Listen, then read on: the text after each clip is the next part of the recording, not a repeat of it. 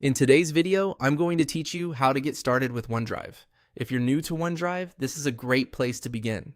OneDrive is Microsoft's cloud storage service, which means it lets you save your files online so you can access them from different devices, back them up, and keep everything organized in one place.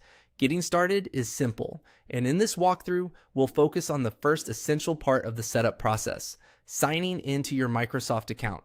To begin, go to the Microsoft sign-in page.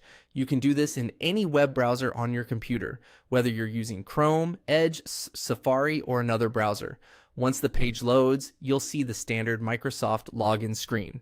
This is the entry point not just for OneDrive, but for many Microsoft services, so you're in the right place. Before moving on, make sure you're on the official Microsoft website. This is an important habit anytime you're entering account information online. Check that the page looks legitimate and that the web address is correct. Taking a moment to verify this can help protect your account and your files.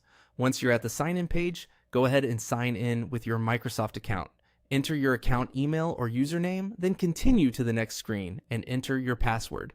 If you're already signed in on that browser, Microsoft may take you forward automatically, or it may ask you to confirm the account you'd like to use. If you have more than one Microsoft account, make sure you choose the one you want to use with OneDrive. This matters because your files, storage, and settings will be connected to that specific account. If you're using a personal account for personal files or a work or school account for business documents, be careful to select the correct one from the start. You may also be asked to complete a security step, such as entering a verification code or approving a sign-in request. This is normal and helps keep your account secure. Just follow the on-screen prompts to finish signing in. After you've successfully signed in, you're ready to continue using OneDrive and start managing your files in the cloud. From there, you'll be able to upload documents, store photos, and access your content whenever you need it. That's all for this quick getting started walkthrough.